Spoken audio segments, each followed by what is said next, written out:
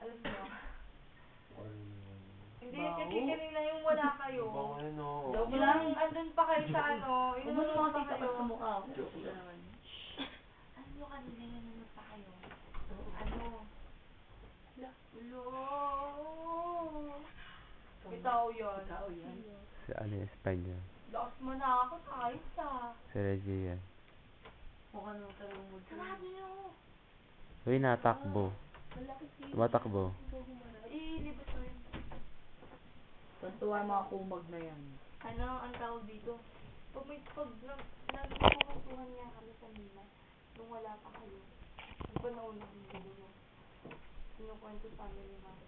Yung dun daw yung dati mga, basta sa isang lugar daw, inano daw sila, yung dalawang mag-ina daw, naglalakad sila. Makinig ka, nagkukwento. Yung dalawang mag-ina daw, naglalakad sila doon. Basta may, parang may multo sa bahay, tapos daw, yung naglalakad daw sila, nabunutan daw siya. Salamat sa pakikinig ng bonggang-bongga. Dahil sa bonggang-bonggang pakikinig na nagaganahan ako mag-kwento. Hindi kasi nyo, pinapakinig. Post ko na to.